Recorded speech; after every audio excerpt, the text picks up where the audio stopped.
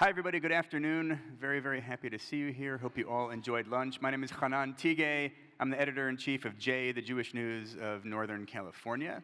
And we're really, really thrilled to be a media sponsor of Z3 because this conference really is sort of like the embodiment of what we try to do on our pages. Really interesting, important conversations that need to happen for the Jewish people. With that said, I will briefly introduce our panel and then just get right into it.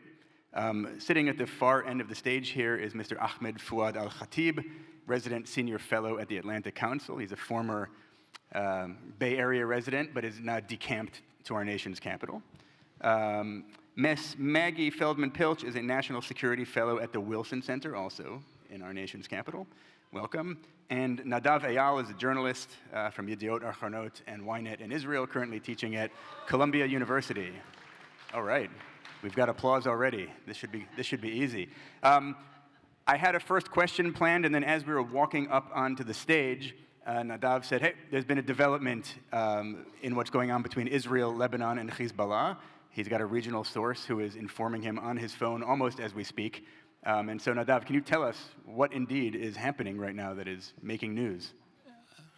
So, first, thank you, and I'm so happy to be here. At the Z3, it's the first time I've been at this conference specifically. It's not my first time at this JCC.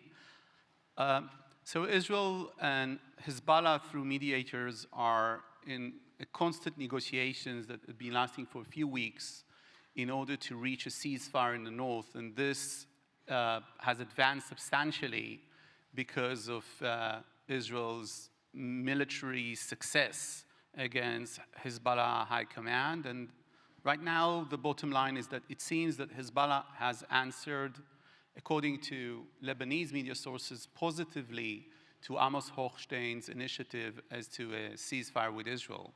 Now, this is what both Lebanese media sources and my own regional sources are saying that Hezbollah has done, but in the region, you can always say, yes, but.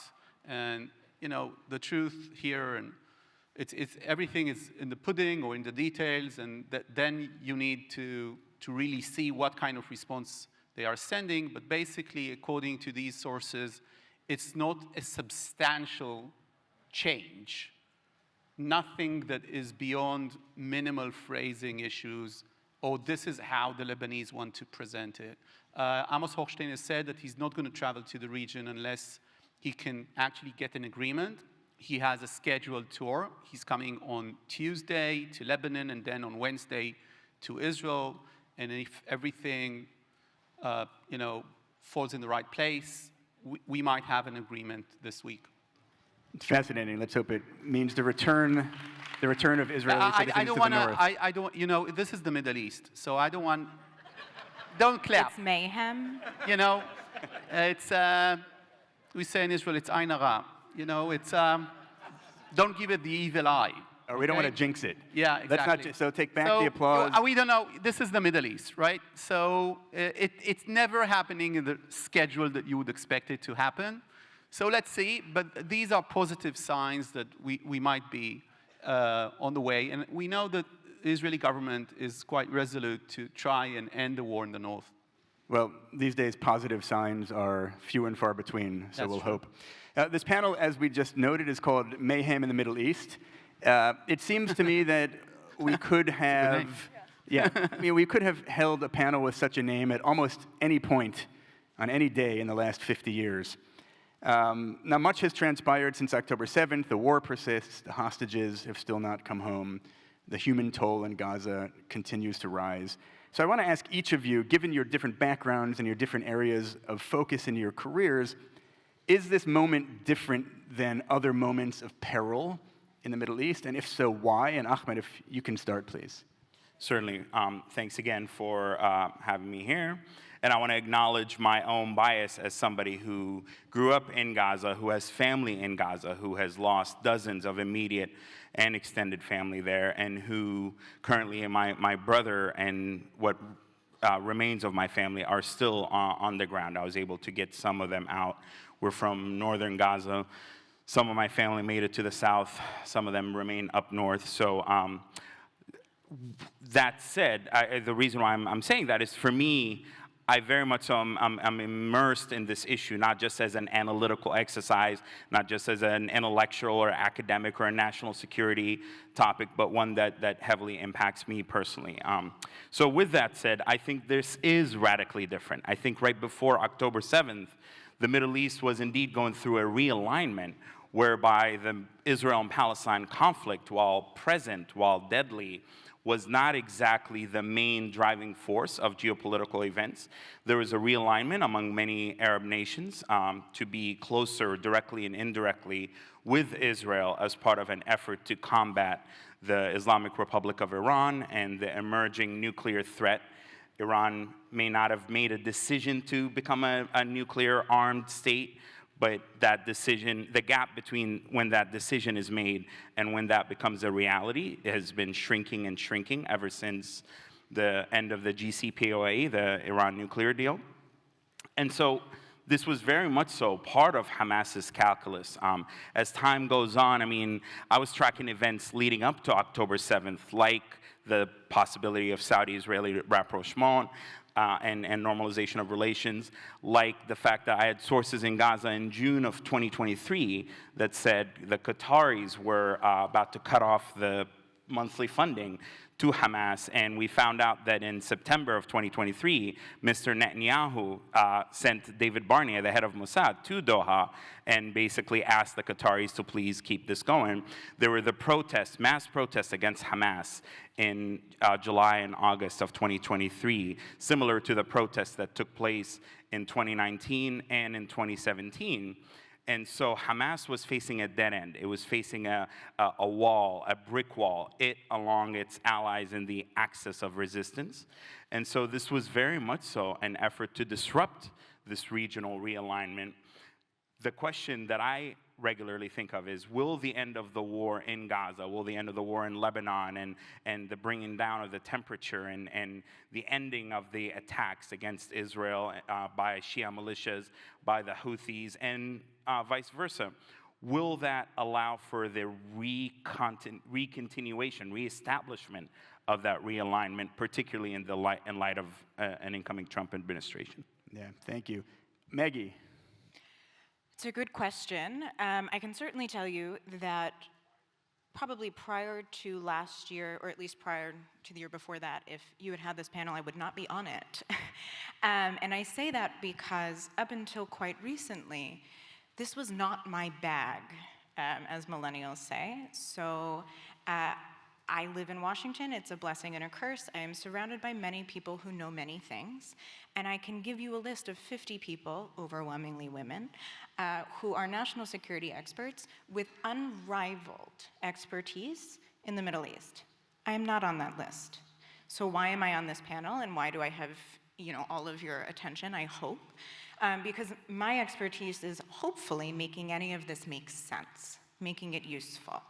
And so what started to happen over the last year, somehow I still know people outside of Washington, many of them I'm mostly just related to at this point, who had questions on anything as specific as what's a THAAD missile, at which point you tell them, no, you mean missile defense system, different, and what is the difference between Hezbollah and Hamas?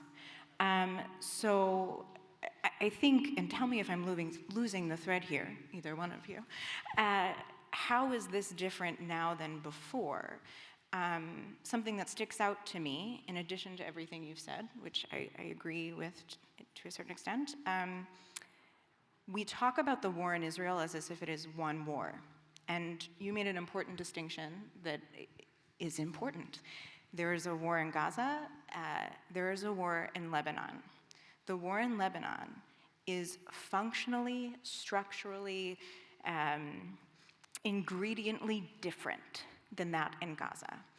I cannot imagine a time, at least in my lifetime, not that long I get, where fighting Hezbollah would be something people could get upset about. Right? The Marine Corps barracks bombings are a core part of my intergenerational trauma, as for many other national security professionals. And the fact that we are at a point where we think of what is happening in Israel as one front and one conflict. It's not. And I guess I'll pause after saying, I think this has a lot to do with what hopefully is your later question about chessboards, right? How has all of this gotten tied together differently? I think a great deal of it comes down to technology, and I don't just mean drones and THAAD missile defense systems. I think it comes down to the technology we use and don't use in the most simple ways of how we communicate with each other. There was a point made that nuance is boring and misinformation is easier. I fundamentally disagree. Nuance is so interesting, and if no one finds you interesting, you're boring. Interesting. Nadav, how does this moment differ from prior moments of conflict? Well, first and foremost, it's Israel's most, and the region's most severe war since 1948. You can't compare it even with 1973. Now, it might not be as important strategically like 1967, like the 6 Days War, but probably it is. So this is, first and foremost, the deadliest conflict that the Middle East has seen between Israel and some of its neighbors. It's not the deadliest conflict in the Middle East, of course, because the Syrian civil war caused many more lives, and the Iraq war caused many more lives, and the repercussions of the Iraq war. But this is the most deadly conflict that Israel has been engulfed with, actually since its inception. And this is, first and foremost, makes it a very different story. Secondly, it's the first time in Israel's history since 1948 in which its adversaries actually had the idea that they might be able to, again, extinguish Israel's resilience and survival in the region in the long term.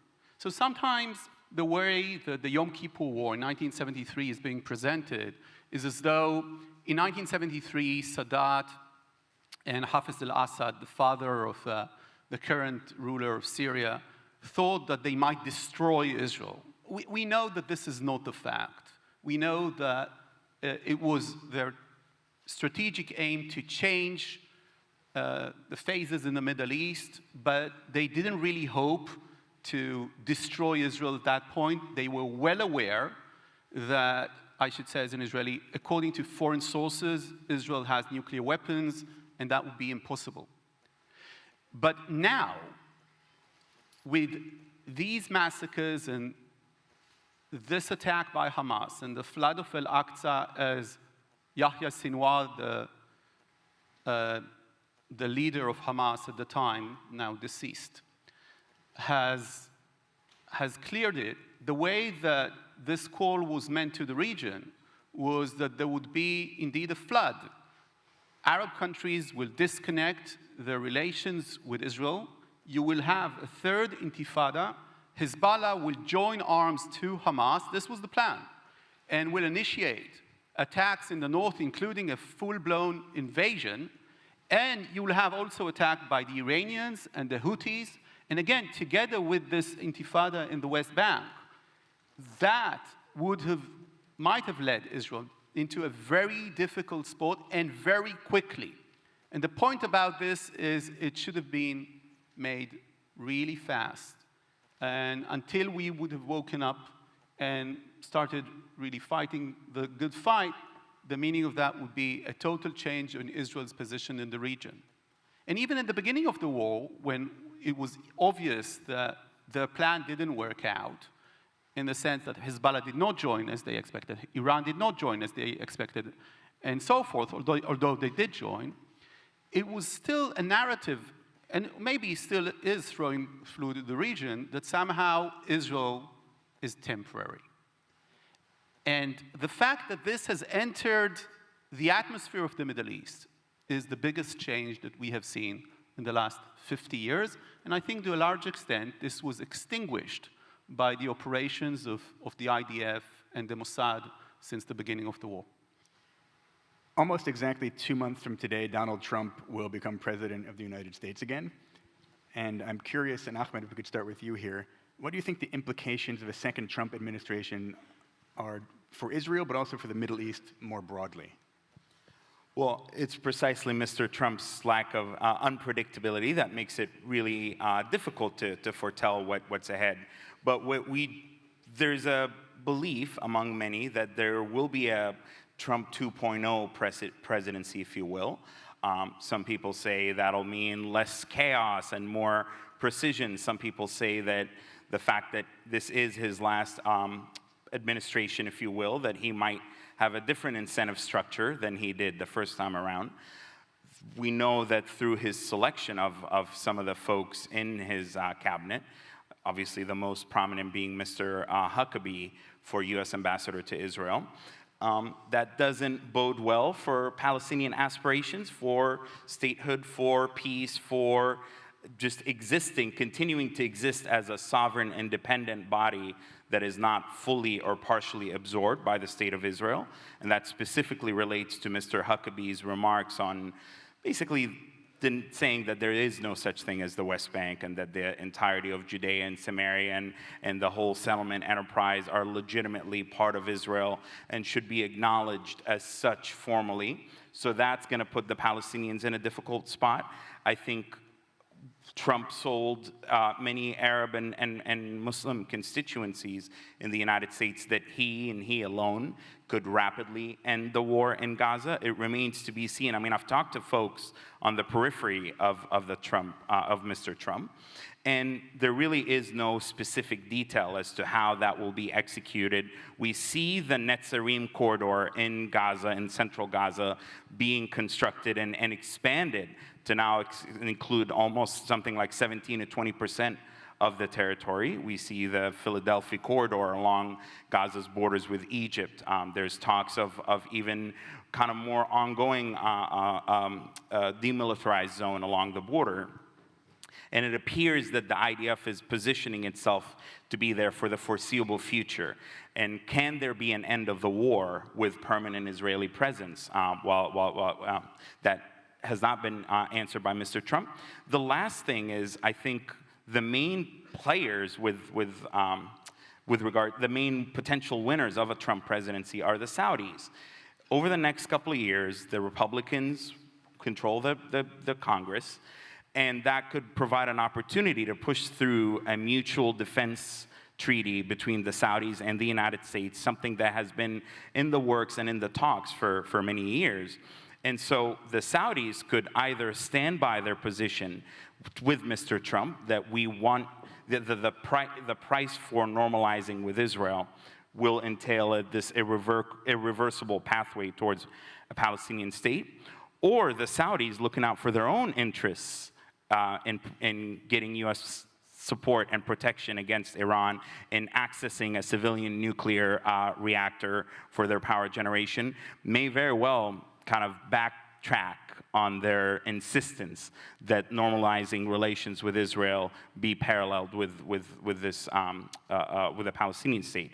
So that's, I think, what is most important to look out for is how Mr. Trump's elections not only impacts the Palestinians and the potential for two-state solution and the ending of the war, which I view as kind of short and medium-term issues, but how that bolsters or freezes the expansion of the Abraham Accords. Yeah. Maggie? So I'm going to say the least popular thing in Washington, which is I do not know. And I think there are two reasons why I do not know. One is we do not live in a vacuum. Whomever the president is, there are other people involved in national and international security matters, and most certainly there are other people involved in what goes on in the Middle East besides one individual in the United States. I'm not trying to say that who the president of the United States is does not matter. The point I'm trying to make leads to the second reason why I'm going to say I do not know. The national security apparatus, which includes a great deal of different departments and agencies, overwhelmingly is staffed by career individuals. These are, as I mentioned, that list of 50, mostly women, who know a lot about Israel. Political appointees are important, and in many cases, they are the senior leadership at places like the State Department. The Director of National Intelligence is a political appointee. And yes, it is true that President-elect Trump has made suggestions of who his nominees will be for some of these roles. We don't, and please correct me if I'm wrong, I think you're most likely to know, these nominees have not been received by the Senate yet, therefore they are not official, and none of them have been confirmed. There is a lot of process in Washington. That is not a political statement or my personal opinion, that is a fact. So the day-to-day work of national security, things like military-to-military training and engagement, things like logistics support, and things like sending emails is often done by career folks who have longer-term relationships, for better or for worse, right? You've got institutional trauma, drama, knowledge, all of the above. I think we don't know because we don't know, and anyone who tells you otherwise is, I want whatever they're having. Well, and one of the things we don't know, I think, is given this new Department of Government Efficiency, yes. How many of those 50 brilliant women are still going to have jobs? God willing, all of them, if I have anything to do with it. All right. Nadav. Yeah. So beyond uncertainty, one of the things that's happening across the region is that the region reads these nominations, although, as you rightly stated, still not confirmed as a support for Israel, or specifically as a support for the Netanyahu government. This is how the region is reading it. This is how the Saudis are reading it, and the Palestinians too. That doesn't mean that this is how this is going to be played out, right? But this is how it's being read across the region. And that's very important. That's very important, because what it tells the Saudis and the Palestinians, what it tells Hamas, and we know that Israel will be trying to reignite negotiations for the hostages release. In the next few weeks, there was a meeting this evening in the Prime Minister's office with the heads of Israel's security services about that. We know that this messaging of this administration seems to be housed by people who have been extremely supportive of Israel's war is very important for the Israelis to give the impression that they have the backing of the world's only superpower, and therefore maybe lead to concessions from the other side, and as far as Israel is concerned, to an end for the war. So again, I'm not saying that this is how it's going to be played out. I really don't know. But I do know that with the Abraham Accords, this was one thing that nobody foresaw. And I remember myself sitting in DC in an off-the-record Chatham House meeting with people, in December 2020, December 2016, just after Trump was elected. And I remember the way that people in the room reacted to Jared Kushner saying we're going to try and have new peace agreements in the region. Nobody bought into that. Nobody believed that. And people in the room were like, we're the experts. We are the professionals. And you're a real estate guy. And this was actually said. And I didn't know anything about Jared Kushner or the rest. It wasn't part of my kind of internal debate. I was there as an Israeli journalist. And I didn't get even to ask questions. But I was looking at that. And I didn't know what to believe. And they did get the Abraham Accords. And one of the reasons that the Abraham Accords went through, and again, that doesn't mean that this can happen again with Saudi Arabia or with any others, is because for the UAE and for Bahrain, it was very clear that the way to DC passes through some sort of normalization with Israel. And it worked. Now, this is not a general defense of the first Trump administration. It's definitely not a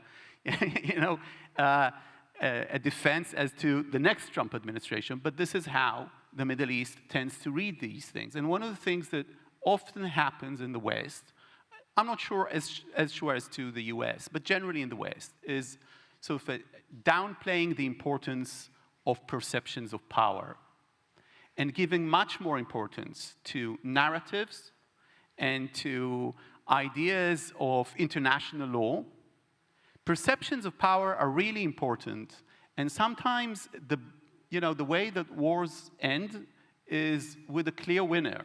And actually, it's more times than the other, that this is how you finish conflicts. And this is the hope of the Israeli government that's going to happen these days. Now, I don't know if this administration is going to be as focused. I, for one, think, and I think this message should be delivered to the administration and to the president-elect, that if the president-elect puts his energy to it, he can lead to a breakthrough with the hostages.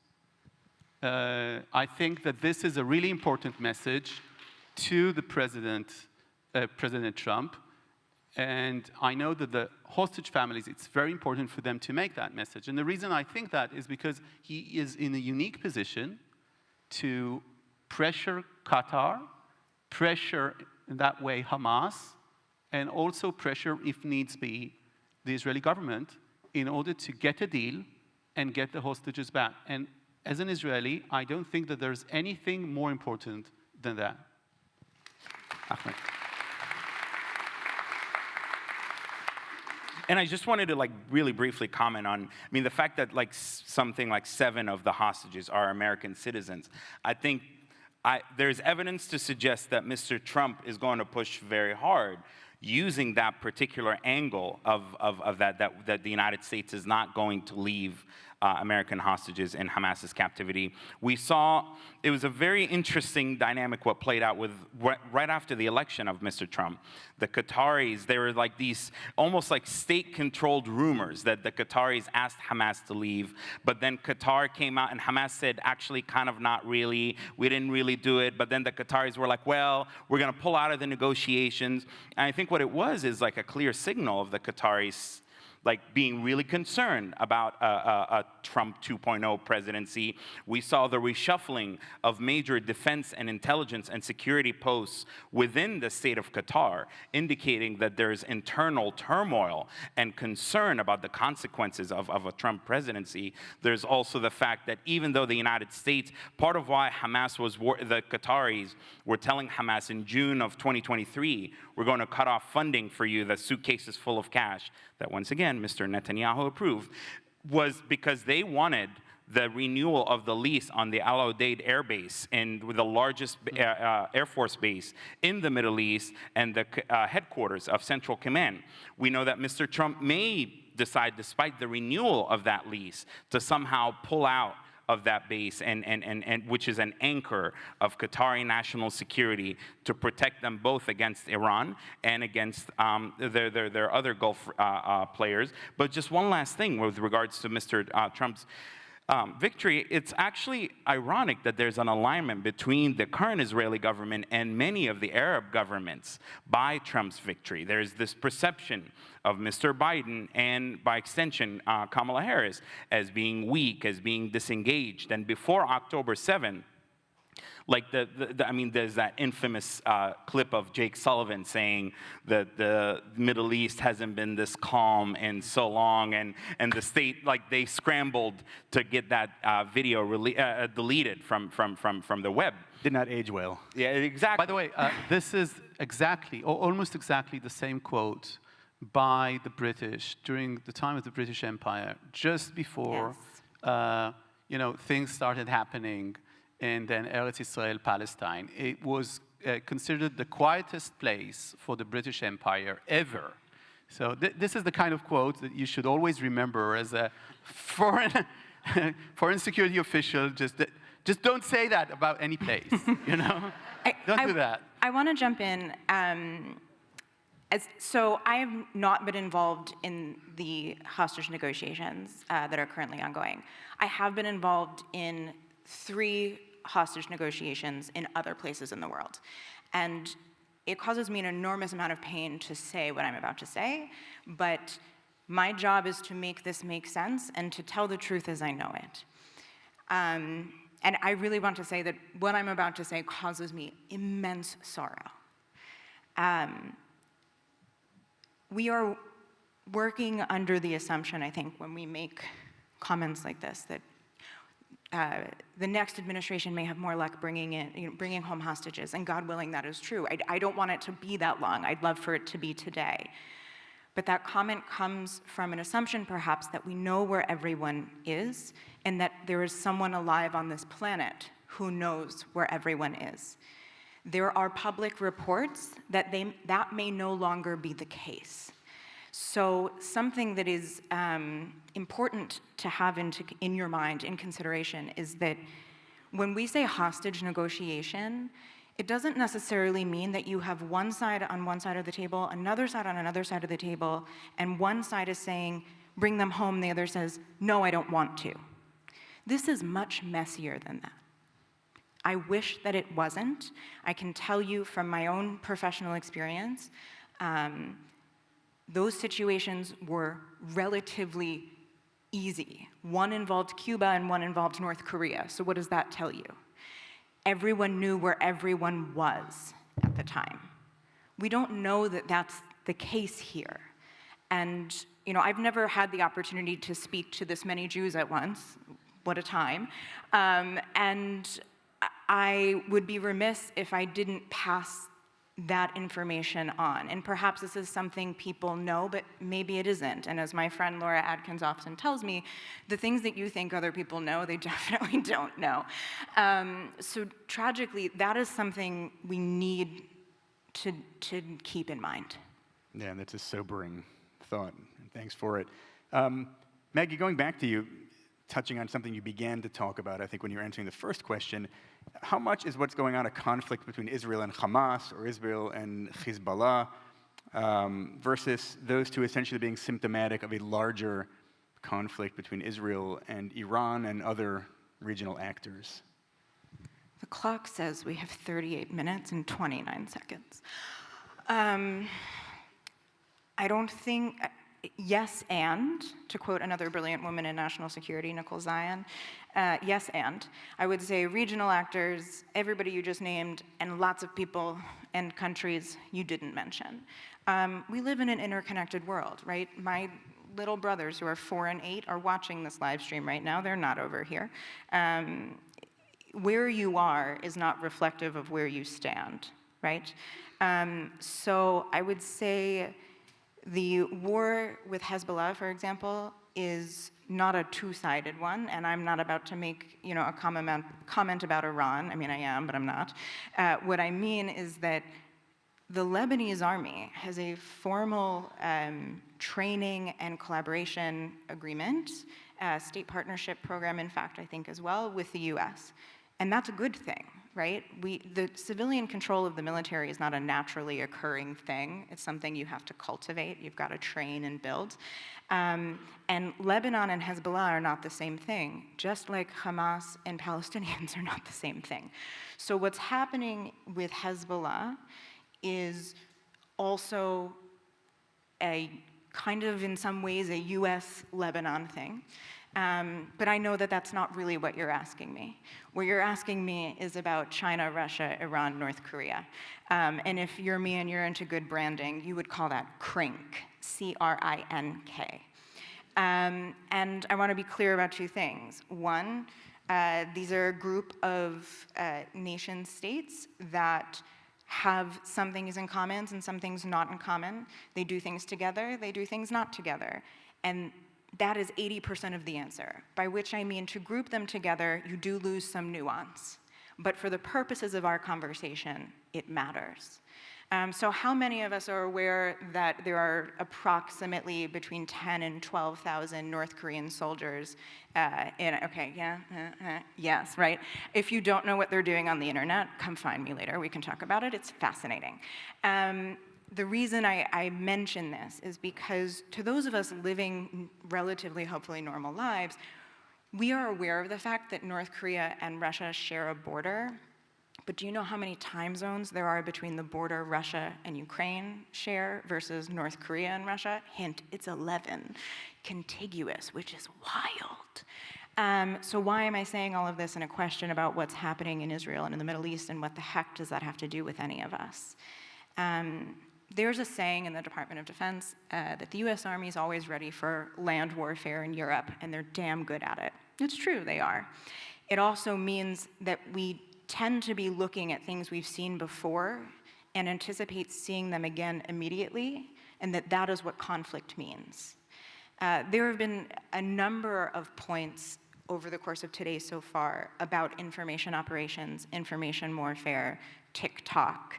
Again, you want to talk about that more, come find me later before my dear friend calls me esoteric, which is a deep compliment. What I'm saying is that these are actors who are united by not only ideology, and ideology sometimes, but quite frankly, they're also a number of men who have a very clear idea about power, and I don't say that as someone who doesn't like men, I very much do, and I also like power. I just have a definition of what both of those things mean, and these nations share that definition. And what is a way to drive division and cause chaos and get people more emotionally involved than you ever could imagine in the United States when we didn't do a damn thing for Otter Warmbier, a nice Jewish boy? This is a really good one. Yeah.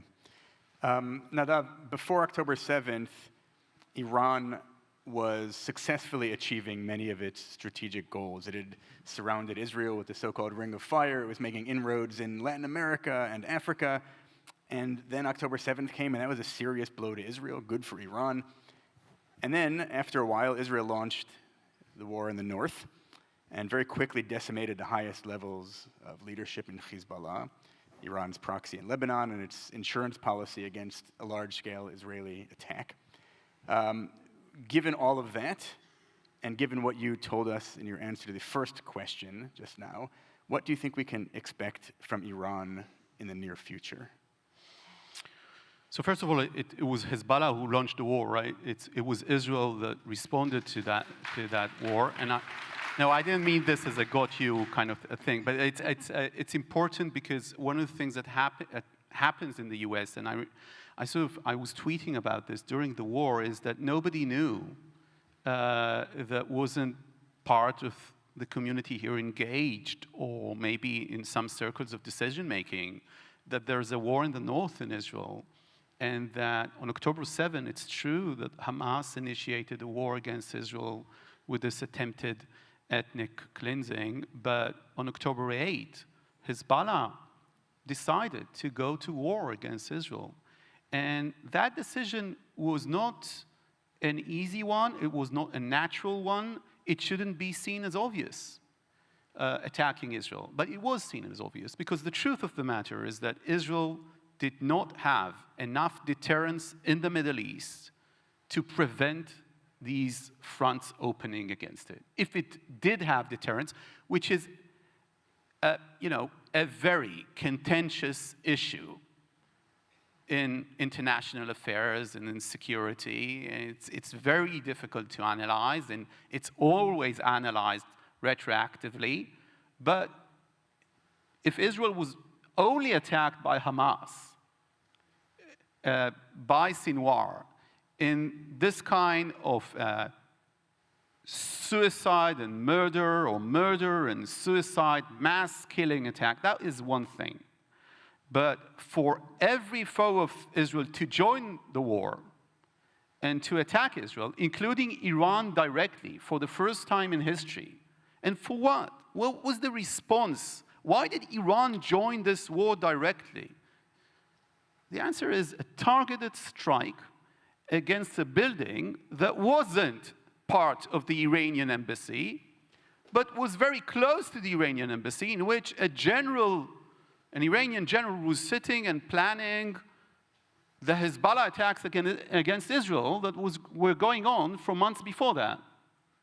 So because of this targeted strike in Damascus, not in Tehran, Iran decided to launch the widest projectile from the air attack in history, using drones and missiles and ballistic missiles against Israel.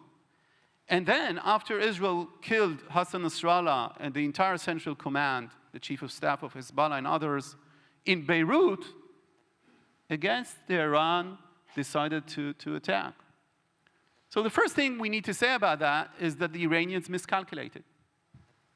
They miscalculated because they had a strategy of what they labeled as strategic patience. And I don't know if that's the truth, because I don't know enough Persian, but at least in Arabic, there are few words to describe patience. In Israeli, you almost don't have one. I'm saying in Israeli, not in Hebrew, because I don't want to, I don't know, I indict everyone in the room, okay? But in Israeli language, we almost don't have any word for patience. But the strategic patience thinking of Iran was that it will have this circle of proxies around Israel that will be used as leveraged and will deteriorate the general condition within the Israeli sphere to the point that Iran could maybe break out to a bomb or have the capacity of nuclear weapons without Israel being able to respond because it would be deterred, because of those dozens of thousands of missiles and rockets that will be shot by Hezbollah, GPS guided, will make life hell in Israel, and then they'll also employ Hamas, and Hezbollah will invade the Galilee, and all of these narratives and scenarios, which were actually real, that the IDF has been preparing for many years. It was just that it was preparing for the North and for Iran. It wasn't preparing for a full-scale invasion by Hamas, the sense that we go. Now, the Iranians are starting to understand what the Israeli defense apparatus knew for a long time. And they were briefing us. And I wrote this before the Israeli success against Hezbollah. And I said that, if you listen to me and call me back with Dan Senior, which I guess some of you do, that's a shout out to all of those who don't listen to the podcast. Is that a podcast? Yeah, it is. Yeah. So Israel did not prepare for the Hamas attack, but it was preparing for years to fight Iran. It was preparing for years to win decisively against Hezbollah. And this is something that the Iranians didn't get.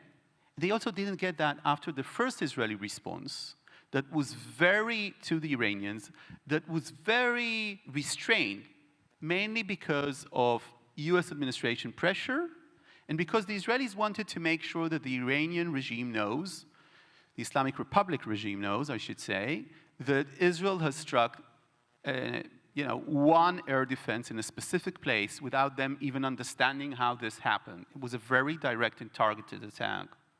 And then the Supreme Leader made another mistake.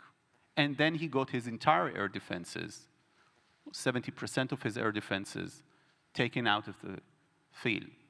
And now the Iranians are starting to understand, also we hit at the same time, it's a scoop by a colleague of mine, Barak Ravid, that Israel hit in Parachin a very specific component of what we call the arms group that is supposed to handle the possibility of a nuclear weapon, of actually assembling a nuclear weapon. And this is something that was just published. So Israel knew exactly what to hit. And the fact that they are so vulnerable to Israeli intelligence and Israeli capabilities is something that they never imagined. And Nasrallah did never imagine that too. And part of what's happening in the region is that Israel is restoring its deterrent in the region. And without that, I'm not saying this is an advocacy kind of thing, but you can clap, but without this, there's no chance of maintaining peace in the region. And this is something that David Ben-Gurion, who initiated the security doctrine of Israel, really maintained throughout his career. And he understood this back in the 30s. Zionism was very much, this is a Zionism conference, Zionism was very much focused on international legitimacy. And what Ben-Gurion's pivot was to actually make it not a Chaim Weizmann political affair, but build a defense force that will defend Jews and will maintain the new state.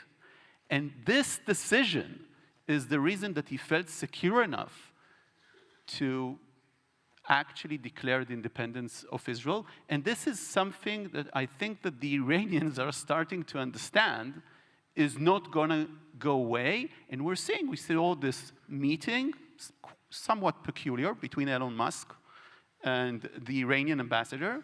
But we're seeing that the Iranians did not respond, although the supreme leader promised a response. I'm not saying it's not going to happen, but they did not respond to the latest Israeli attack. And well, let's see how this plays out. If I would need to advise them, which of course I'm not advising them, but I would say that if they plotted to kill the president-elect, maybe it's not such a good idea for them to escalate right now. Yeah. That's really good advice. Thank you. Thanks. Always good advice. Yeah, Ahmed. A lot of what you said, I think strategically, operationally, there's linear logic to it. I very much so hear and register that, and I studied a lot of those things at the academic level, at least. But if you plot Israel's deterrence, if you will, and put it on a graph, you really will see that it goes up and down and up and down. And my concern is that you're saying that there is potentially a trajectory where Israel is restoring its deterrence. But we know that that's not permanent. We know that conditions change. We know that just like it changed in 73, just like it changed on October 7th, just like it changed in 2006 when Hamas, part of why I'm in the United States is because of Hamas's abduction of Gilad Shalit. I was trying to cross back into Gaza, and I was 16 years old, and I couldn't go back in, and it was followed up by the 33-day war in Lebanon. There's something else that could very well restore Israel's, not only the longevity of peace, in conjunction with deterrence, but could fundamentally change the trajectory that we're all on, and that is peace. And that is working with the Palestinians to end the conflict. I think October 7th has shown that we cannot perpetually manage the conflict. And my Lord, I know that there's issues on the Palestinian side. I know that there's radicalization, and I know that there's fragmentation. But there's also been radicalization on the Israeli side. There's been an unwillingness to acknowledge that we are going to need to solve this conflict, that annexation does not work, that the power of the sword alone will not work. And I'm concerned that instead of, while it was painful, and I've been talking to Israeli victims of October 7th, I've been putting myself out there to my own detriment and risk, working with hostage families and trying to push for a deal and humanizing the victims of October 7th and speaking out against anti-Semitism and speaking out against the hatred and saying, not in my name, my people are beautiful. I do not want us to be associated with the Islamic Republic's-led axis of resistance and the slave-owning Houthis and the disgusting Hezbollah and Hamas and the Islamization. That's all valid and true, and I feel it, but it doesn't erase the need to solve the conflict instead of manage it. It doesn't need permanent security. We've seen it with the United States. We've seen it with all sorts of great powers. You cannot manage conflict perpetually. And I'm gravely concerned, along with many of my Jewish and Israeli allies and brothers and sisters who want a secure and a safe Israel, who want the end of Iranian-sponsored terror, that there's not a desire to strategically pivot away from security only as the pathway forward, and that concerns me. Let me dig into that just a little bit. I just want to say that I totally agree with that. I have absolutely no remarks to what you just said. I just want to say that in that sense, what I remarked about Ben-Gurion and the founders of the state is that Israel's main idea was not to have the power of the sword in order to retain it forever. The idea was that this would lead the region to recognizing Israel's right to exist and presence in the region in order to actually get peace agreements that are always difficult and hard. And because of that, what you just said is tremendously accurate for me. Can I footstop one thing? Please. Thank you. Because you've also, yes. You've also talked about power. We've had this conversation before. And because what I get to bring to this table is the national security thing, I'd like to also add, in support of what you said, that anyone who tells you security is blowing things up or the ability to do so has missed the definition completely, right? And it's the opposite of power. If what you are relying on is this current definition of security, I mean, talk to my Afghan friends. How secure are they feeling these days? Not really at all. Power is what we're really after, by which I mean the ability to live where we want to live, make our own decisions, and be safe, which is not the same thing as secure. It is not the same thing as free. Everyone on this earth, it is my opinion, has that right. And anyone who tries to sell you a bag that security, national or international, means this level of chaos should, I don't know, go on Wikipedia, man. Like, that's not it. Ahmed, just to dig in a little bit to what you were saying, I was recently in Israel and I found, a nation traumatized. And there's an appetite among some, perhaps, for a ceasefire, but for any return to the negotiating table with the Palestinians, I didn't hear a person say it. You have family in Gaza, you have sources in Gaza. I'm wondering from that side of the equation, is there an appetite to return to the peacemaking table with Israel at this point? And I certainly understand why, after the worst single-day tragedy for the Jewish people since the Holocaust, there would be little appetite for a discussion of a Palestinian state. There's this if I have a penny for every time I heard the idea that this would somehow amount to rewarding Hamas for its terrorism, I'd have a lot of money right now. And the reality is that this would be the opposite of what Hamas is after. Hamas is after perpetual chaos. Hamas is after a never-ending conflict. Hamas is after delegitimizing Israel by forcing the Israelis to conduct a military operation that has killed 44,000 people, and you can dispute the numbers and how many combatants, whatever, but tens of thousands of people, including my own family members, children as young as 3 and 4 months old, shredded to bits and pieces. None of them had anything to do with Hamas, yet my family, like tens of thousands of people in Gaza, have paid the ultimate price for a sin that they did not commit and a sin that they did not have a say, a war that they didn't start, and a war that they are powerless to stop.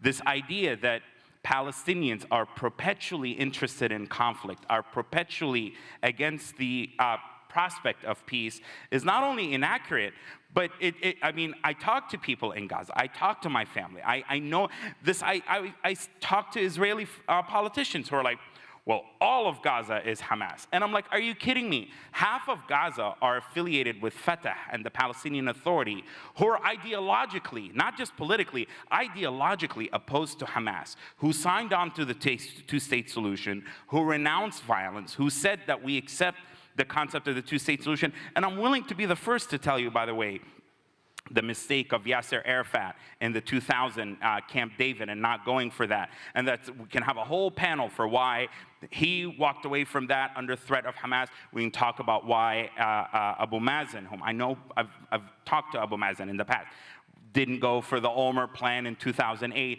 And it wasn't a rejection of the idea of two states, but it was very tactical and specific. And I have said repeatedly, that was a mistake. I have said, why wasn't a Palestinian state established, even if it was provisional, with the idea that Israel at the time in the 40s or 50s was, temporary or transitional? Okay, I mean, playing along. Why wasn't a Palestinian state established between 1948 and 1967? There was Gaza, there was the West Bank, there was East Jerusalem. And instead, Jordan effectively annexed the West Bank. The Egyptians took over Gaza. Palestinian nationalists who tried to establish a Palestinian government, who tried to build a state, were arrested and prevented from exercising. So this is what I tell my Palestinian companions and brothers and sisters and Arabs, that there's more to why we don't have a state 76 years later than simply the Zionist project or the Israeli policies or a rejection of Palestinian statehood.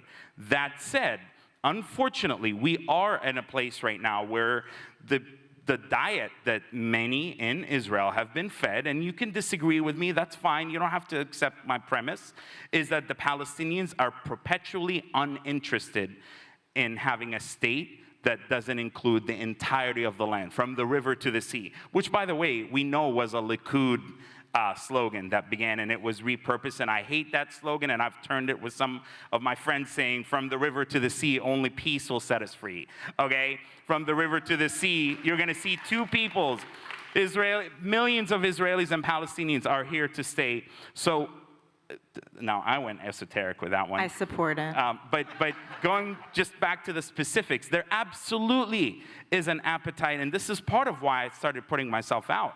Since October 7, and I'm speaking very specifically about Gaza. Got to keep in mind, Gaza and the West Bank are not only geographically separated, but they're politically different. They're culturally different. There's like slight dialect changes in the Arabic that folks speak. People in Gaza are, and this is why I'm confident this is going to be Gaza's last war. They're turning against Hamas en masse. They do not want to be pawns. They do not want to be pawns to an armed resistance futile project. They do not want to be pawns in a pan-Islamist axis of resistance. We've been pawns to the pan-Arabism of Nasser in the 50s and 60s. And then we tried the PLO's secularism and the PFLP's Marxism and leftism, and we've tried now Hamas's Islamism. Different ideologies, same outcomes, which is more loss of land, more death, and more destruction. And the Palestinian people are not stupid. We see that, we understand it. And I'm not speaking on behalf of the Palestinians, by the way. I speak for myself, but there are many Palestinians who share my frustration with our leadership. That said, we also feel that we're not acknowledged, our mere existence is not acknowledged by many in Israel who normalize the idea that we're just going to absorb the Palestinians and the Palestinian state is just going to exist in Gaza, and Judea and Samaria are a fact on the ground, it's irreversible, and that's a problem. We talk about radicalization and de-radicalization and the need to change the education system. I'm not going to get into that much, but I can tell you that for all the de-radicalization programs you're going to do, I was talking to a friend of mine who's in the West Bank, who's a multimillionaire dude. He runs a tech entrepreneurial thing, and he's part of 700 Jewish-Palestinian dialogue groups. And he's like, I will make peace with Israelis, the Tel Aviv Israelis, and the Yafo Israelis overnight. But he said, it takes me 1 hour at the Kalandia checkpoint in between Jerusalem and Ramallah to be fully de-radicalized, and I'm a millionaire dude, and I have a VIP pass, and imagine the masses in the West Bank. Imagine the people in the Gaza Strip. So I'm saying we have a unique opportunity right now, whereby the people in Gaza, not only because of the consequences of October 7, but because of the behavior of Hamas and how they're carrying out the war, and how they've squandered, they've destroyed the fragile yet viable Oslo peace process in the 90s. I was in Gaza and I experienced the tail end of the Oslo process. Gaza had a short-lived airport, and I flew into Gaza in 99 and in 2000. Can you imagine just even having the word airport and Gaza in the same sentence? Hamas weaponized the Second Intifada through all the suicide bombings that destroyed the peace movement in Israel, that destroyed the left, and their rise to political power was very much so parallel to the rise of the right, far right in Israel. It was a very symbiotic relationship. That doesn't mean moral equivalencies. That doesn't mean a one-to-one comparison. I'm just saying, they fed off of each other. They squandered the 2005 withdrawal from Gaza to turn Gaza into the beating heart of a future Palestinian state. They've dragged our people in all of these endless wars, and now this is October 7 is the crowning achievement of their failures. So people in Gaza are finished with Hamas, and they're ready for true peace that gives them statehood and self-determination. Inshallah. So let me move. We have about 10 minutes left, and I want to move to the United States a little bit. Nadav, I'm curious, do campus protests have any impact on what happens in the Middle East? 5 seconds, go. Well, I think it emboldens those in the Middle East, like Hamas and others, that think that the entire state of Israel is illegitimate.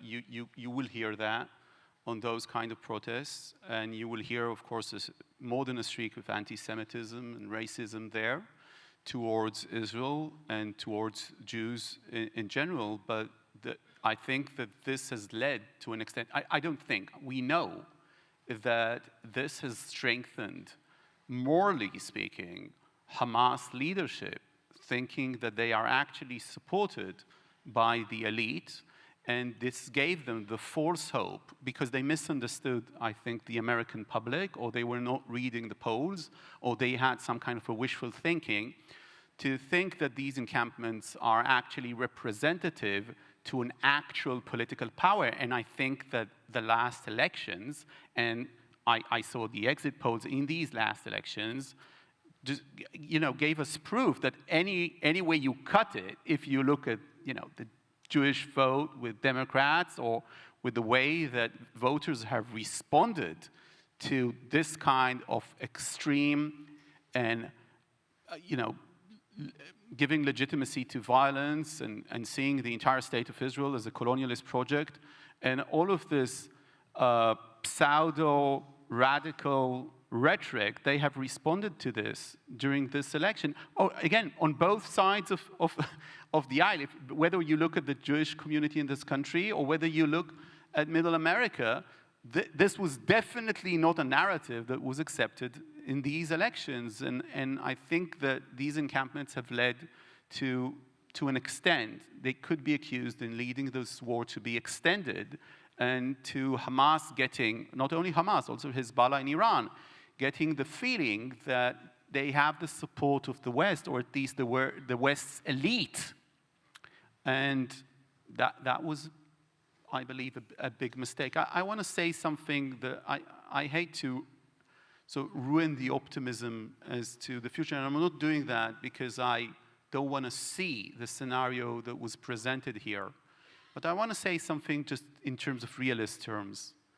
I don't see, as someone who's covering Israeli politics for more than 20 years now, I don't see any camp in Israel these days allowing any sort of territorial concessions vis-a-vis the Palestinians in the near future. That's just how it is politically. Okay, I'm not saying that this is how it should be naturally. I'm just saying this is an observation. It's not going to happen anytime soon. Now, of course, maybe President Trump is going to come into office and he's going to say to both sides, look, I have my deal of the century. Maybe you remember that.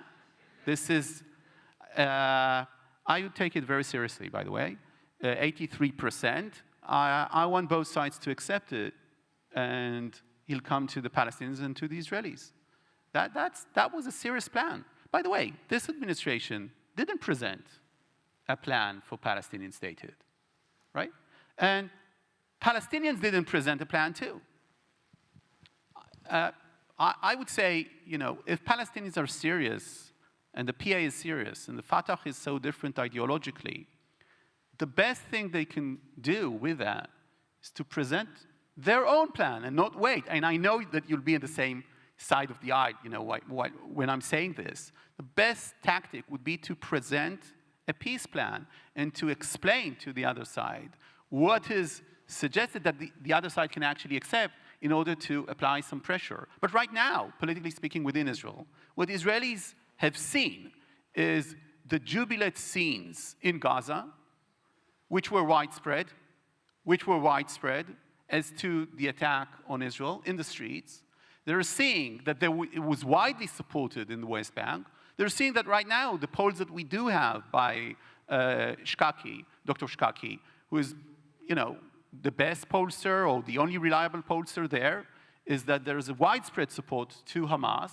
And they're saying, why on earth should we concede more land for this to become another base for terrorists, like we have seen with South Lebanon and like we have seen with Gaza, with the disengagement from Gaza. Now, again, I don't think that this sentiment or these ideas are necessarily the way to go strategically. I don't know. But this is, realistically speaking, what's happening in Israel. And if someone wants to have a real peace process in the region, it needs to be serious. And it needs to be thorough. And it's not going to be something that's going to happen, tomorrow morning with just a plan, because you need to restore trust. And trust is what we are missing. And this is not going to be restored for a long time. We have here a society that, I can speak with certainty about my own society, about the Israelis. That's by no way downplaying the trauma with Palestinians, but Israeli society is traumatized. It feels like it embarked 30 years ago with a mission to get some sort of agreements in the region. It didn't abolish the Oslo Accords with all the talk of Netanyahu and the rest that criticized it. And it disengaged from Gaza just in 2005, and it got this, as far as Israelis are concerned, in return. And that's a very powerful argument. I know that you have here in this conference both Ayelet Shaked and Naftali Bennett and others who could explain this argument, I think, better than I can, because this is the sort of argument that they're presenting to the Israeli public. And I think it's going to be very difficult to overcome, needs a lot of work to be done. And again, it needs to be very thorough. And whatever administration is going to do that, they need to understand that this is a mission, this is a lifetime mission. We have 5 minutes left, so I want to ask you each the same question to close. This is a highly engaged and activated community, and I'm curious if each of you could just spend a minute telling us what the folks in this room at this conference can do from here to influence the discourse and realities on the ground. What should they do now that is different than what we were all doing before October 7th? Ahmed, can we start with you? I'll start by saying these polls that everybody posts, Shikaki, the IDF itself found evidence that was widely published that Hamas manipulated the results. In Gaza. In Gaza, exactly. And there's the James Zogby did with the Tony Blair Institute a survey a couple of months ago, and in a couple of days they're going to reveal. I talked to people who are doing the survey, and it shows overwhelmingly, like not just a simple majority, overwhelmingly the people of Gaza reject Hamas, hold it responsible, don't want Hamas to be in control. So that doesn't mean they're going to be Zionists tomorrow, okay? It just means that the public opinion on the Palestinian side or on the Israeli side or on any society's side is not static. It's very elastic. It moves, it shifts, it changes.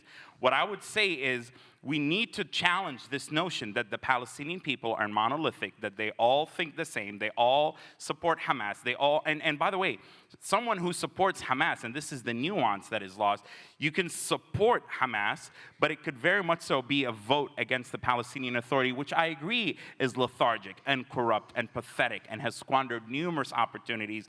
They love to go to Tel Aviv using their BCM VIP things and get liquor and wine, and then they go to the West Bank and then they say the Zionist this, the Zionist that.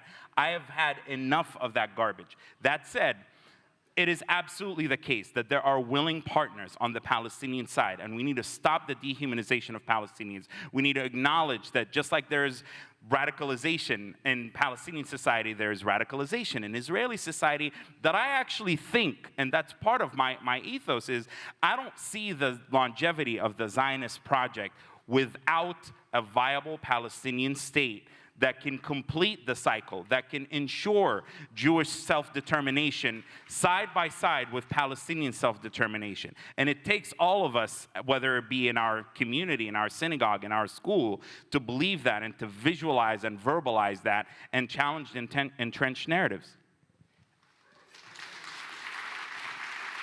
Yep. Maggie.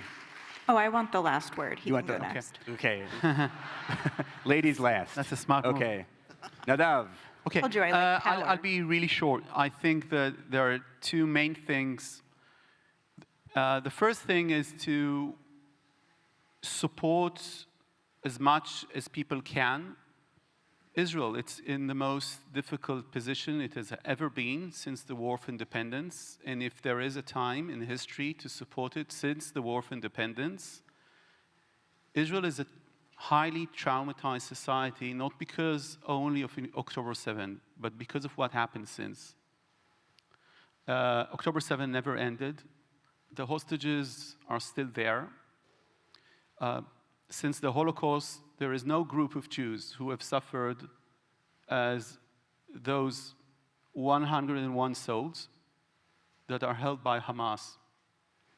And you see across the Israeli society, with reserve soldiers' families, with others, the level of trauma.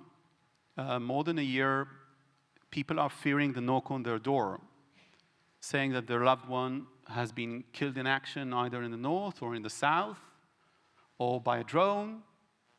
So if there is a time to support this society, and of course I'm part of the society, so it's my vested interest, the time is now. And the second thing is, and I know that many of you do, and I want to thank you for that, and I appreciate that. And this does not go unnoticed because Israelis feel that they are alone. They saw these demonstrations, and they feel very much alone. And the other thing is, of course, to bring as much awareness to the need to get the hostages back. Israel will never be the same. Even now, when we know that many of the hostages died in captivity or have been murdered, or died in action because of the war that is happening in Gaza. But if these people will not be back, something very important in the Israeli psyche, in the Israeli narrative, would be simply lost and will never be regained again. And this is why myself as a journalist and others, we understand that it's not only up to Israel, it's not only up to American pressure, and we do see that Hamas has been the stumbling block to a deal, at least in recent months. But what we're saying is that it is crucial to pressure all sides. So all sides will do everything they can, and Israel can do, and the rest can do, so they will be able to face the Israeli society and these families and say, we have done everything. Everything means everything to get the hostages back. Thank you. And the final word. Thank you. So I say this as the American Jew among the three panelists. Three things. One, the training that I've received academically and professionally, we divide things into think, feel, and know. And you gotta know when you're on which one of those. Don't confuse them.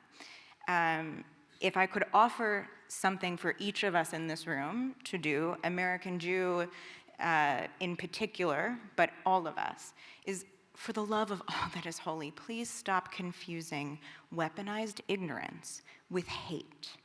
They are not the same thing. Anti-Semitism is alive and well and living on this planet, absolutely, but we are the people of the book, and we have an opportunity. We have a job. We need to learn ourselves, and we need to teach others. So if you find yourself in a situation where someone is getting angry because Israel used a 2,000-pound bomb, and you don't know how to explain why that was the right weapon to use in that moment, call me. If you find yourself in a situation where someone says, I don't want Palestinians to have statehood because it doesn't feel fair, call me, and I will tell them the following, which I know to be true, regardless of what I think or feel. It is, in fact, what I think and feel as well. We have two options on this planet. We can all be dead, or we can all have two states. You don't have to like it, but from a national security professional who looks at this all the time, this is what's available to us. I'd like to live, and I'd like Israel to be here too. Amen. Let's give a round of applause to our wonderful panelists. Thank you, Ahmed. Thank you, Maggie. Thank you, Nadav. Thank you all for being here for this fabulous discussion. Enjoy the rest of Z3.